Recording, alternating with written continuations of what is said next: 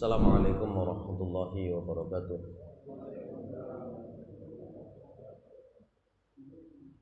Alhamdulillah,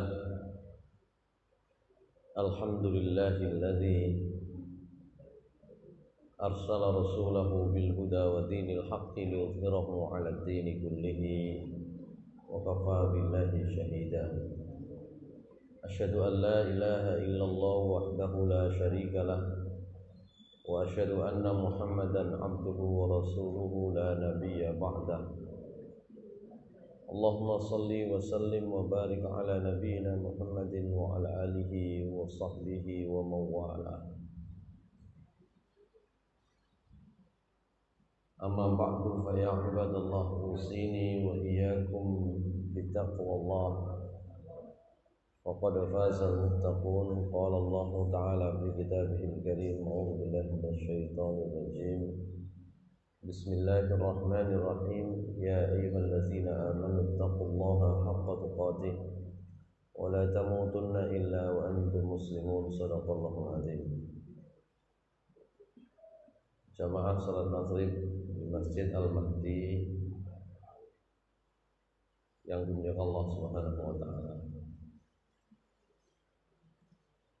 Kajian terakhir kita bulan lalu sudah masuk pembahasan tentang sutrohnya orang sholat. Yang penting kalau terkait dengan sutroh itu benda apapun yang bisa menjadi pembatas kita, penanda kita yang sedang sholat, sehingga orang lain mengetahui itu. Sekalipun demikian, kalaupun itu kemudian ada orang yang lewat, sholat kita tetap sah. Nah, pembahasan berikutnya adalah tentang apa saja yang boleh dilakukan atau apa saja yang boleh tidak membatalkan sholat, dan apa saja yang tidak disukai, yang makruh, dan kemudian diikuti dengan pembahasan apa saja yang membatalkan sholat. Sekarang masuk di pembahasan tentang mayubahu fis sholat, apa saja yang boleh dalam sholat itu. Dalam pembahasan di kitab ini, yang boleh-boleh itu disebut lumayan banyak. Oleh karena itu nanti saya tidak memperpanjang pembahasannya secara detail, secara rinci, karena di sini ada sampai 12 macam. Sebagiannya disertai dalil-dalil yang rinci, peristiwa-peristiwa yang pernah terjadi pada masa Rasulullah SAW. Sebagiannya, maaf, dan itu dalilnya ada beberapa, sebagiannya hanya sedikit saja dalilnya. Karena itu tidak saya ulang-ulang kalau terlalu banyak. Baik, saya baca aja pembahasan kita. Yubahu fis sholati ma ya'ti, dibolehkan terjadi, dibolehkan dilakukan di dalam sholat hal-hal sebagaimana berikut. Yang pertama,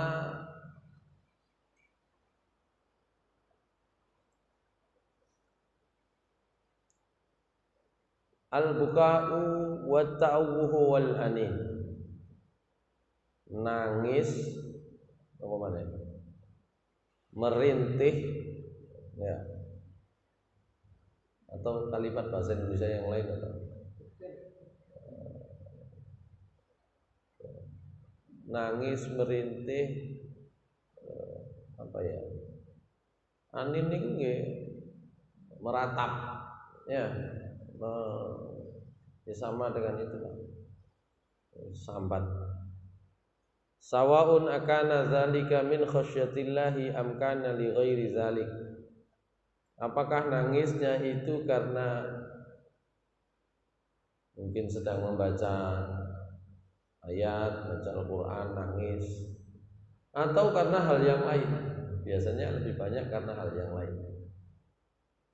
Susah kan gitu. Bojone angel kandhanane misale. Saking angele gregeten. Gregeten diseneni tambah padu, tambah tukaran. Dikandani tambah sebel gak iso ngatasi. Nangis biasanya kan. Ya. Apakah karena takut kepada Allah atau karena sebab-sebab lain, atau mungkin karena memang ada bagian tubuhnya yang sakit, ya bisa jadi. Kat ta'awuh minal masaib wal auja' ma dama an ghalabatin. Selain karena takut kepada Allah itu misalnya yaitu merintih karena musibah, merintih karena wetenge luwe gak mangan pirang dino gitu loh. Bukan karena luwe isu gak mangan awan wis, bukan gitu ya. Madama an ghalabatin, ya selama tidak bisa ditahan. Ya, memang sakitnya nggak bisa ditahan. Bihaitsu la yumkinu daf'uhu, di mana tidak mungkin untuk ditahan tadi itu. Berdasarkan firman Allah Ta'ala, a'udzubillahi minasyaitonirrajim, bismillahirrahmanirrahim, idza tutla alaihim ayatur rahmani kharru sujjadan wa buqiyah. Cuma dalilnya ini terkait dengan orang kalau mendengar ayat Allah, kalau membaca ayat Allah. Apabila dibacakan kepada mereka ayat-ayat Allah yang Maha Rahman, mereka tersungkur sujud dan sambil menangis. Wal ayatu tashmulul musalliya wa ghairahu. Ayat ini hukumnya meliputi orang yang sedang sholat maupun yang tidak sedang sholat. Tidak disebut. Pokoknya kalau dibacakan ayat Allah, sujud dan nangis. Apakah bacanya di dalam, di luar sholat? Juga dalil yang lain, an Abdullah bin Syakhir qala ra'aitu Rasulullah sallallahu alaihi wasallam wa fi sadrihi azizun ka azizil murjal minal buka. Jadi Abdullah bin Syakhir ini mengatakan, saya melihat Rasulullah SAW itu dadanya itu, kalau orang sini apa ya bahasanya ya, nangis besesek, sampean semerat kalau saya ngomong nangis besesek ya. Kata dia, ya, itu nangis besesek. Mungkin ada orang yang nangis itu cuma matanya saja, tapi yang dilihat oleh Abdullah bin Syakhir, Rasulullah itu nangis sampai dadanya itu bergetar. Ini karena besesek nangis. Anak kecil ya, nah, biasanya begitu. Kalau anak kecil kan karena pore biasanya. Kalau Rasulullah SAW ya karena tentu saja membaca ayat-ayat Allah. Mungkin kita karena tadi itu sumpek ini sama tadi nangis ya, gitu ya. Itu dilihat oleh Abdullah bin Syafiq. Hadis riwayat Ahmad, Abu Dawud, An-Nasa'i wa Tirmidzi.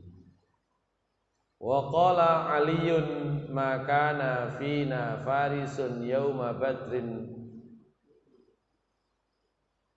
ghairul Miqdad bin al-Aswad wa laqad ra'aituna wa ma fina qa'imun illa Rasulullah sallallahu alaihi wasallam tahta syajaratin yusalli wa yabqi hatta asbaha. Kata Ali bin Abi Thalib,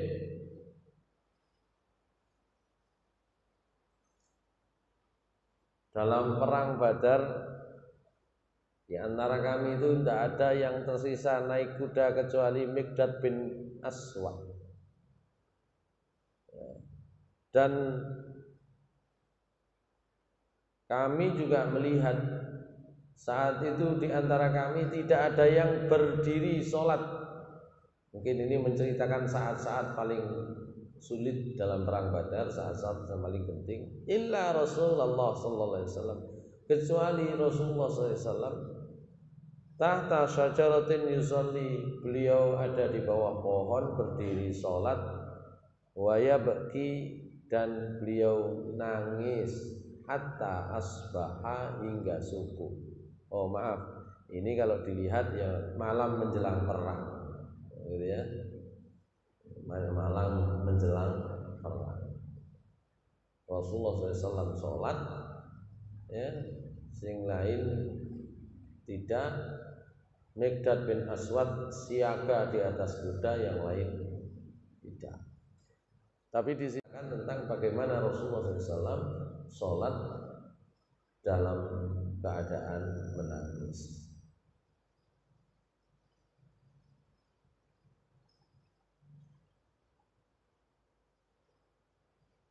Begitu pula hadis dari Aisyah radhiyallahu anha tentang sakitnya Rasulullah sallallahu alaihi wasallam, alladzi tuwfiya fihi, yang kemudian diakhiri dengan wafatnya beliau. Anna Rasulullah sallallahu alaihi wasallam qala, bahwasanya Rasulullah sallallahu alaihi wasallam bersabda, muru Abu Bakrin ayyusalli bin nas, ya, minta Abu Bakar untuk ngimami orang-orang sholat. Qalat Aisyah menjawab, ya Rasulullah, inna Abu Bakrin rajulun raqiqun la yamliku dam'ahu wa innahu idza qara'a al-Qur'ana baka. Qalat wa ma qultu dzalika illa karahiyatan ay yata'assama an-nasu bi Abi Bakrin ay yakuna awwala man qama maqama Rasulullah sallallahu alaihi wasallam. Faqala muru Abu Bakrin falyusalli bin nas inna kunna sawahibu Yusuf.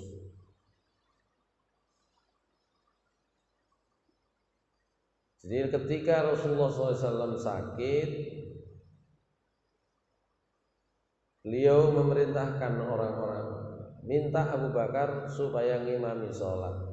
Sing boten sepakat, yang kurang sepakat dengan perintah Rasulullah SAW itu anaknya sendiri, istrinya Rasulullah SAW, Aisyah. Wahai Rasulullah,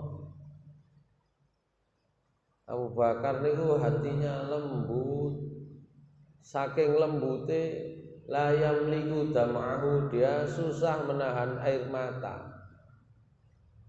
Dan Abu Bakar itu kalau membaca Al-Quran mesti nangis. Kata Aisyah, saya tidak ngomong begitu kecuali khawatir, ya, khawatir apa?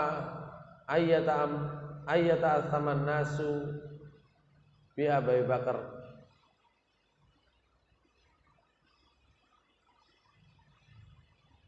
Khawatir orang-orang gak suka kepada Abu Bakar. Sholat ngimami nangisan. Ayyata asaman nasu bi Abi Bakrin, situ penjelasannya ayyata sya'amun nasu bihi wa yatajannabuhu kama yatajannabunal isma. Khawatir pikirannya orang yang diimami nanti prasangkanya jelek, sehingga nggak suka kalau diimami.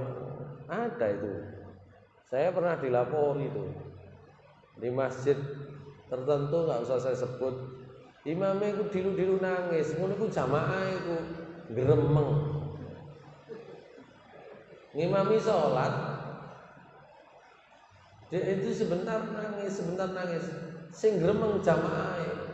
Sholat nangisan mereka khusyuk. Nah, ini khawatirnya Aisyah itu begitu.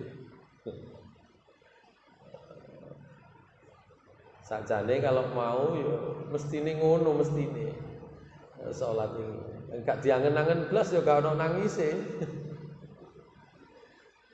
Ada, saya masih ingat sampai sekarang ada.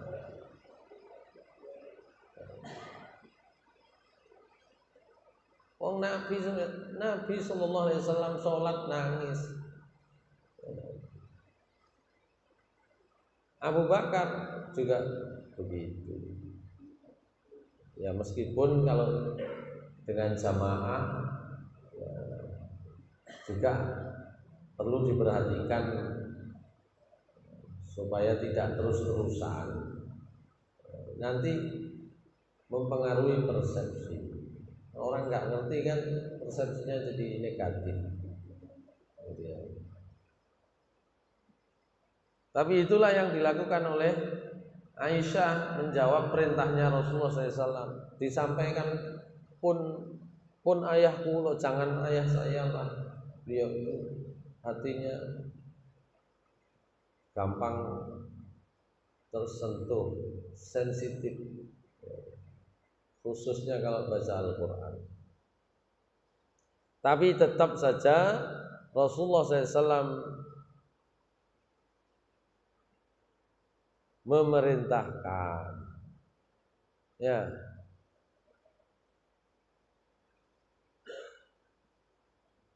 muru Abu Bakrin fal yusalli bin nas. Sudah tetap, ya, minta Abu Bakar supaya ngimami sholat dengan orang-orang. Sementara kalian, ya, kalian itu siapa? Aisyah. Inna kunna sawahibu Yusuf. Ai anna Aisyah mithlu sahibah Yusuf fi kauniha azharat khilafa ma fil batin. Fakama anna sahibata Yusuf da'atin niswah wa azharat annaha turidu ikramahunna bid-dhiyafah ma'an qasadahal haqiqi huwa ayyanzurna ila jamali Yusuf fayu'azzirunaha fi mahabbatihi fakadzalika Aisyah. Rasulullah SAW itu ngerti Aisyah sampai itu justru tak kepingin Abu Bakar itu ngimami sholat. Sampai gaya alasan ngono. Sampai niku modele kaya Zulaikha, sahibahnya Yusuf yang nanti menjadi istrinya. Ya. Sahibahnya Yusuf maksudnya Zulaikha. Kayak Zulaikha ngundang wong wedok, perempuan-perempuan sini. Sampean ayo masak-masak di sini. Mau apa diundang masak, dikasih bahan, dikasih pisau, dikasih itu. Padahal pinginnya adalah supaya memperlihatkan ketampanan Nabi Yusuf. Kan Zulaikha kan dipaitu apa? Dipaitu. Diolok-olok. Ya. Wa qalat a'udzubillahi minasyaitonirrajim. Kalau tidak salah ayat surat Yusuf ayat 76. Wa qalat niswatun fil madinati ra'atul aziz turawidu fataha qad syaghafaha hubba. Jadi kata perempuan-perempuan yang ada di kota Mesir saat itu melihat skandalnya Zulaikha gitu ya. Ngono wong wedok bojone pejabat kok sih gatel goleki berondong, nah, gitu ya kalau sekarang ya itu Nabi Yusuf gitu ya. Qad syaghafaha hubba,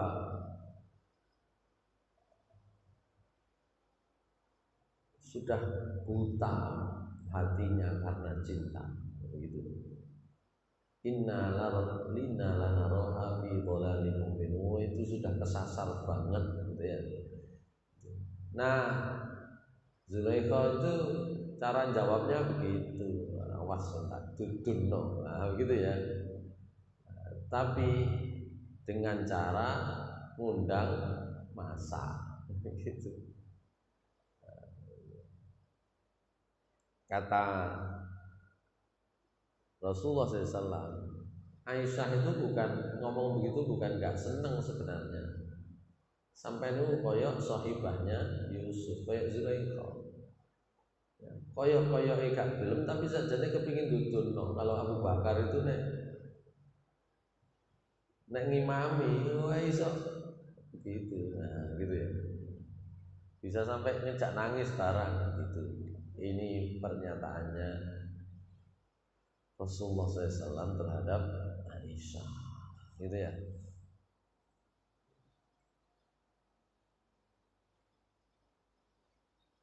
Wa fi tasmimir Rasuli sallallahu alaihi wasallam ala salati Abi Bakrin bin Nas ma annahu ukhbira annahu idza qara'a ghalabahul buka dalilun alal jawaz. Ya. Jadi dalam rencana Rasul menjadikan Abu Bakar itu imam sholatnya orang-orang saat beliau sakit itu, padahal beliau sudah diberitahu kalau Abu Bakar setiap membaca ayat Al-Quran itu mesti nangis, itu menjadi dalil nangis itu boleh dalam sholat. Sajane kesimpulannya di sini, kita bahas agak panjang begitu ya.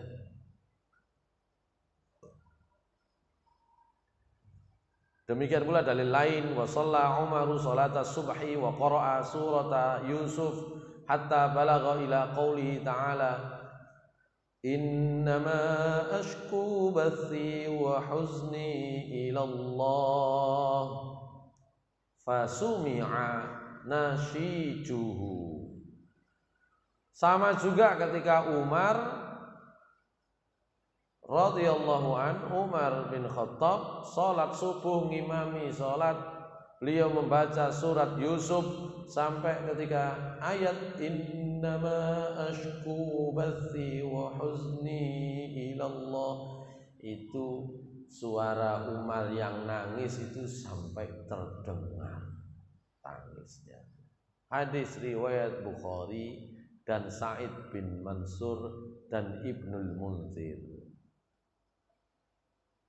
Wa fi raf'i Umar sautahu bil bukai raddun 'alal qailina bi annal buka fi shalah mubtilun laha in zahara minhu harfanun sawaun akana min khasyatillahi am la. Ya memang ada yang berpendapat nek sampai nangis mripate ngetokno air mata, nangis sampai muni, itu batal sholatnya. Justru dengan dalil ini tidak batal. Apakah pada petunjuk dari Rasul ketika beliau sholat, Rasul SAW, apakah Abu Bakar, apakah Umar? Itu yang pertama. Boleh tidak batal sholatnya meskipun kemudian di tengah-tengah sholat itu nangis. Yang kedua, al-iltifatu indal hajah, noleh kalau memang diperlukan. Fa'an ibni Abbasin radhiyallahu anhuma qala kana an-nabiyyu sallallahu alaihi wasallam yusalli yaltafitu yaminan wa shimalan wa la yalwi unuqahu khalfa dhahrihi.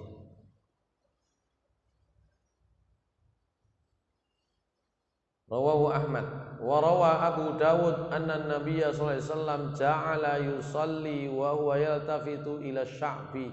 Qala Abu Dawud wa kana arsala farisan ila sya'bi minal laili yahrus. Ya.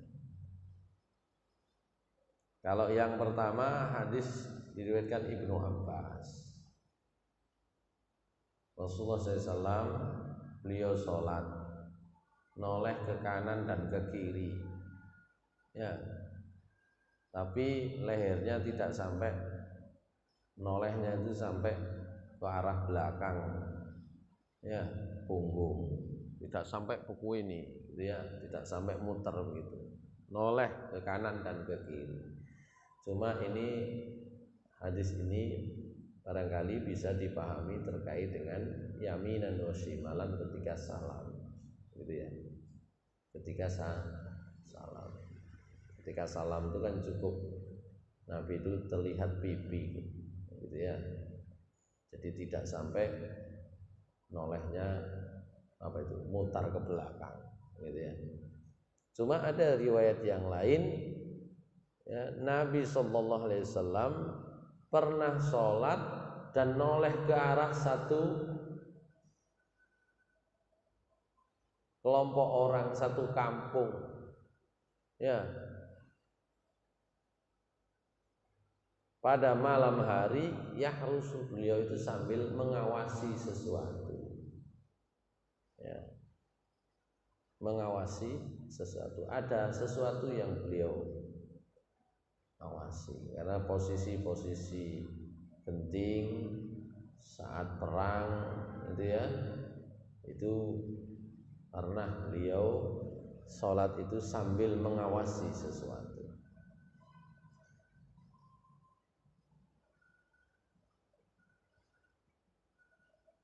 Qala Abu Dawud wa kana arsala farisan ila sya'bi minal lail yahrus. Jadi memang pernah beliau mengirim penunggang kuda ke satu kampung, ke satu kaum pada malam hari untuk berjaga-jaga, gitu ya. Wan Anas bin Sirin qala ra'aitu Anas bin Malik yastashrifu li syai'in wa huwa fi sholati yanzuru ilaihi. Di sini ada penjelasannya. Kata Anas bin Sirin, saya pernah melihat Anas bin Malik, ya, yastashrifu li syai'in ay yarfa'u basaru ilaihi. Ya. Jadi memberi isyarat dengan mata kepada Anas bin Sirin wa huwa fi sholati yanzuru ilaihi. Ya. Jadi Anas bin Malik lihat Anas bin Sirin seperti ngasih isyarat dengan mata, ya, memberi isyarat dengan mata, meminta sesuatu supaya dilakukan. Cuma tidak dijelaskan di sini, ya. Hadis riwayat Ahmad, apa yang ingin disampaikan oleh Anas bin Malik kepada Anas bin Sirin di sini tidak disampaikan, tapi pernah ngedipi, gitu ya. Wa in kanal iltifatu li ghairi hajatin kuriha tanzihan li munafatihil khusyu' wal iqbal 'ala Allah fa an Aisyah radhiyallahu anha qalat. Tapi kalau meneng-meneng tola-tole itu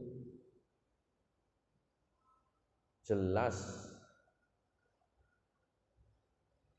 istilahnya itu kurihatan zihan, kurhun atau kurihatan zihan, makruh sifatnya harus dijauhi, nggak boleh dilakukan. Gitu ya. Karena sebenarnya hukum asalnya terkait dengan noleh dan tidak noleh itu ada pada hadis ini. Cuma rupanya Said Sabiq ingin memberikan penekanan sakjane noleh-noleh titik itu ya ana kepentingan tertentu yang urgen gitu ya, yang mendesak ya boleh saja. Gitu ya. Tapi kalau enggak penting-penting banget ngapain toleh-toleh gitu. Itu didasarkan pada hadisnya Aisyah radhiyallahu anha. Beliau bertanya kepada Rasulullah SAW, anit talafut fi salat, tentang noleh dalam salat. Maka Nabi SAW menjawab. Jadi Aisyah yang tanya kepada Rasulullah SAW. Rasulullah noleh nek nang pas salat ya napa? Ikhtilasun yaftalisuhu syaitanu min salatil abdi.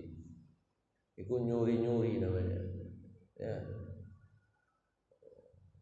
Itu yang bikin kayak gitu tuh setan. Ya. Setan. Sehingga seorang hamba tidak khusyuk. Enten wong salat itu.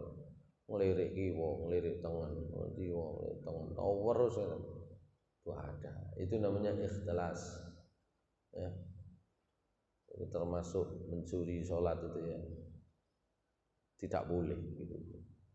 Nah yang tadi disebut di awal itu ingin disampaikan oleh Said Sabiq, ya sebenarnya masih boleh kalau ada hal yang sangat penting gitu ya, sangat penting.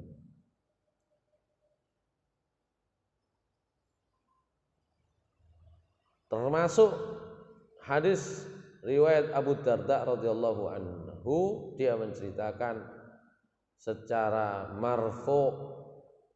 Kalau secara marfu ini sabdanya Nabi SAW berarti, ya ayyuhan nas iyyakum wal iltifat fa innahu la salata lil multafiti fa in ghalabtum bit tatawwu'i fala tughlabanna fil faraid.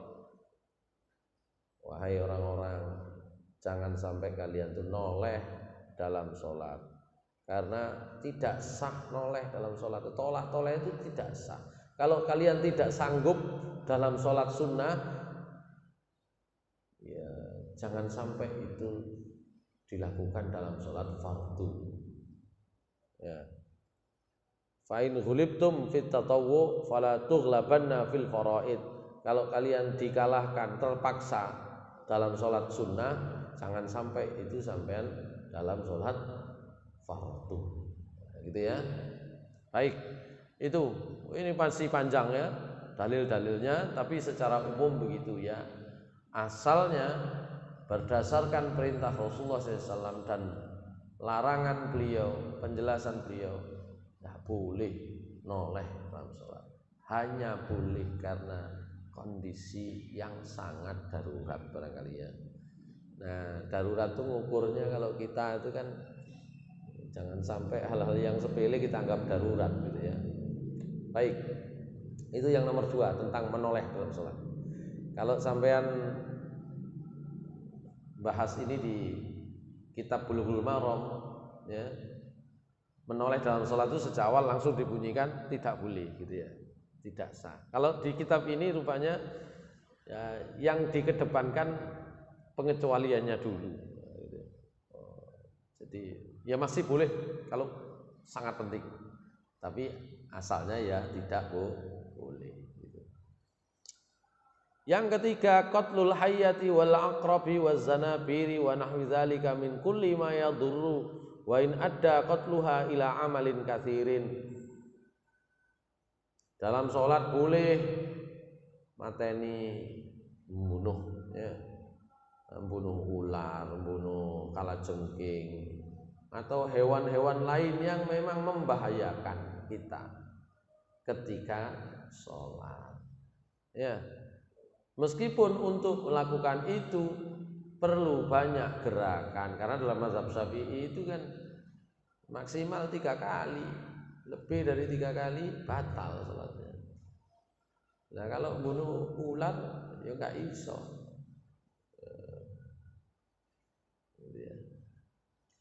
Fa'an Abi Hurairah anna Nabiya sallallahu alaihi wasallam qala uqtulul aswadaini fi sholati al-hayyah wal aqrab.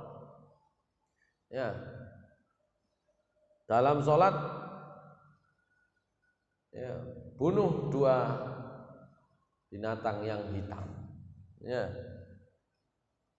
Ya, yang membahayakan, ular dan kalajengking. Ya.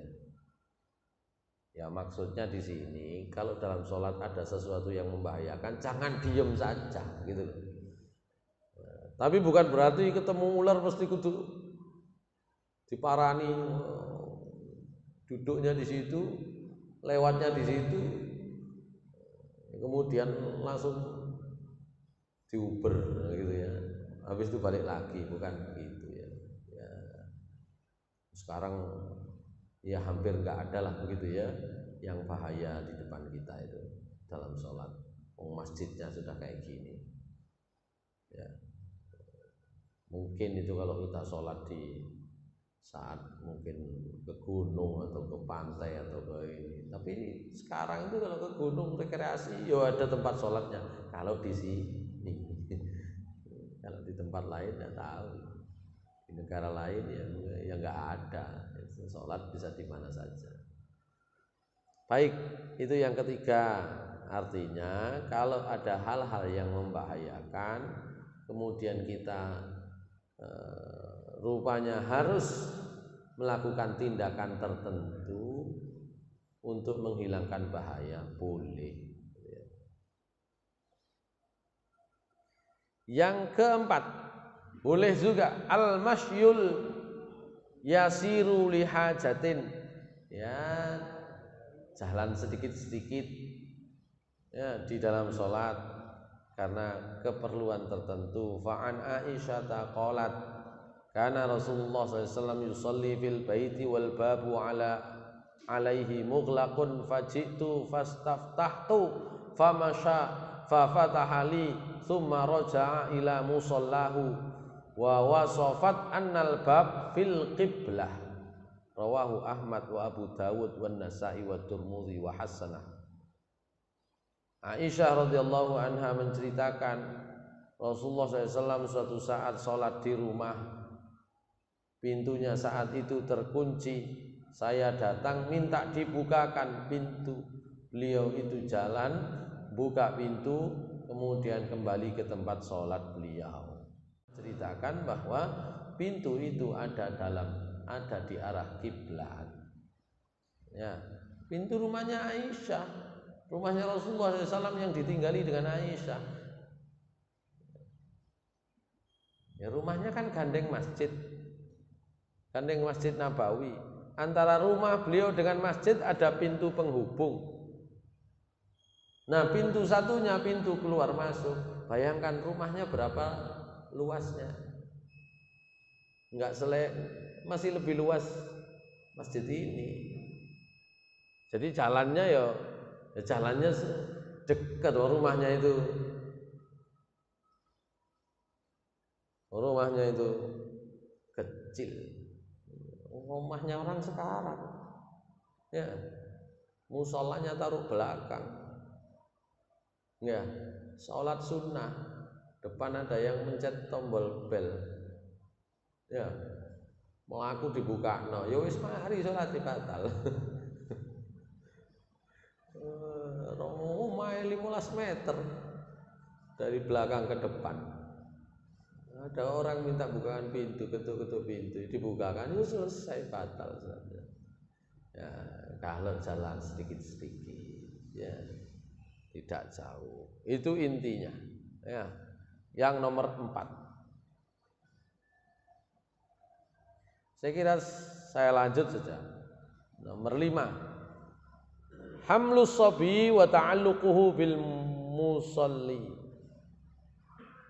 gendong bayi, atau bergelantungannya si bayi terhadap orang yang sholat.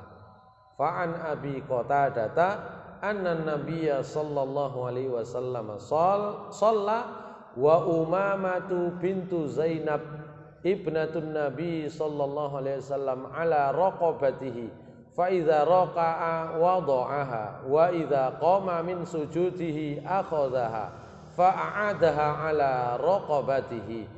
Faqala Amirun walam as'alhu ayu salatin hiya qala Ibnu Jurayj wa huddithtu an Zaid bin Abi Attab an Amr bin Sulaimin annaha salatus subhi.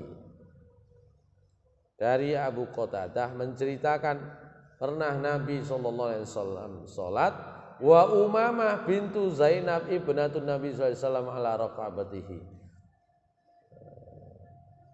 Umamah itu cucunya Nabi dari anak beliau Zainab.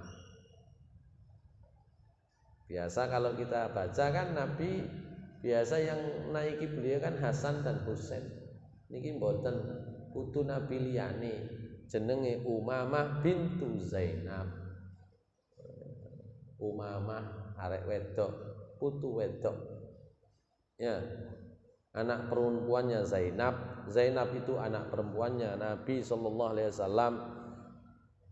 Niku munggah nang gulune, naik ke lehernya beliau. Fa idza raka'a wada'aha, kalau ruku ditaruh oleh Nabi. Wa idza qama min sujudihi, kalau beliau berdiri dari sujud, akhadha digendong lagi. Fa'adaha ala raqabatihi, dikembalikan di lehernya. Salat gendong tekek gulune, nek rukuk kali sujud ditelek. Begitu. Salat nopo niku enten sing takon niku salat nopo? Ibnu Jurayj menceritakan, saya diberitahu dari Zaid bin Abi Attab dari Amr bin Sulaim bahwa itu adalah salat subuh. Nabi salat fardunya yo kadang-kadang gendong cucunya begitu. Nang kene ono takmir, wah iki arek cilik ngarai gak khusyuk ae. Pertanyaane gak ono arek cilik iki lho gak khusyuk ya anen gitu ya. Baik.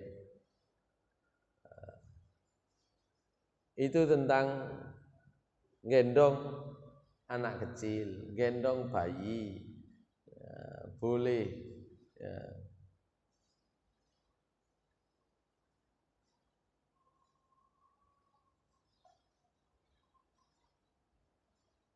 Bahkan ada yang mengatakan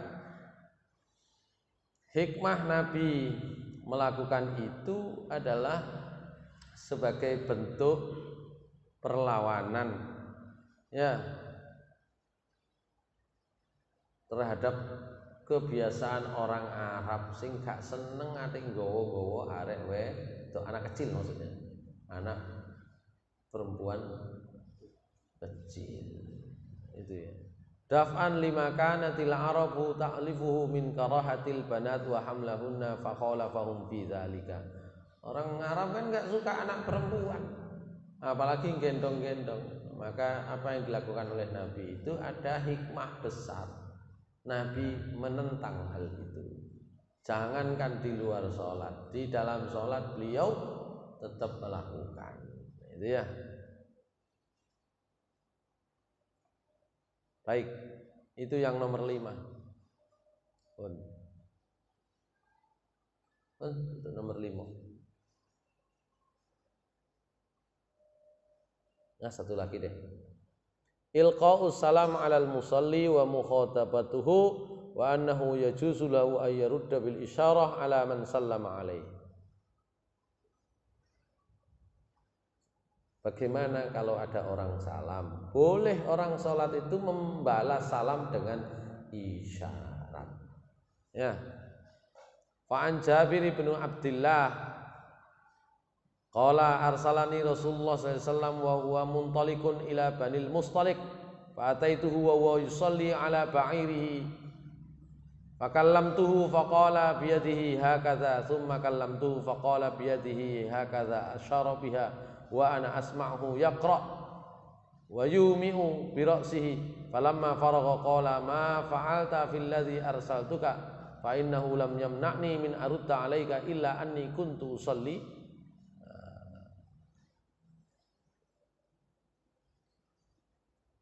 Jabir bin Abdullah itu diutus oleh Rasulullah SAW. Ya, sementara beliau itu sedang menuju ke kampungnya Banil Mustalik. Saya kemudian mendatangi beliau dan beliau saat itu sedang sholat di atas onta. Sholat di atas onta, dijak ngomong, fakallam tu, faqala biyadihi hakaza, maka beliau kemudian menjawab dengan tangan beliau demikian. Faqala biyadihi kata asyara biya, berisyarat. Kita nggak tahu ngomongnya seperti apa, tidak diceritakan ini. Artinya memberi isyarat. Jawabannya adalah dengan isyarat. Ya. Berarti parean mung salat dijak omong-omongan iki yang ngono ya. Wa ana asma'uhu yaqra'u, dan waktu itu saya juga mendengar beliau sedang membaca surat.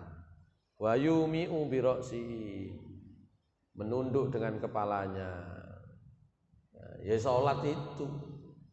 Falamma faragha,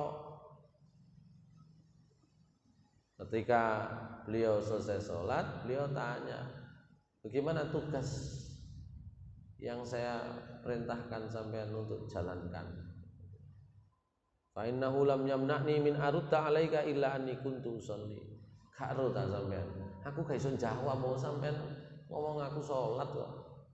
Ngomong nang aku pas aku salat gak iso jawab. Nah, gitu. Nah, Nabi masih ingin mendapatkan penjelasan. Kalau dilihat ini beliau sedang sholat sunnah, ya. Biasa beliau kalau sholat sunnah masih di kendaraan itu biasa. Hadirin sekalian yang Allah Subhanahu wa taala, ini beberapa kisah. Pernah juga Nabi dalam rumah, ya, hadisnya di bawahnya kelihatannya ya, beliau kemudian ketika sholat ada yang menyalami beliau, dijawab dengan isyarat saja. Ya. Baik, saya kira ini bicara tentang boleh saja menjawab dengan isyarat. Tapi di situ ingin juga bisa juga kita simpulkan, kalau tahu orang sholat ya harus ditakoni lah, gitu ya. Sing takon itu ya ngono aja. Baik, saya kira gitu. Sementara masih ada 6 poin lagi apa yang boleh dalam sholat. Aku lupa lihat. Assalamualaikum warahmatullahi wabarakatuh.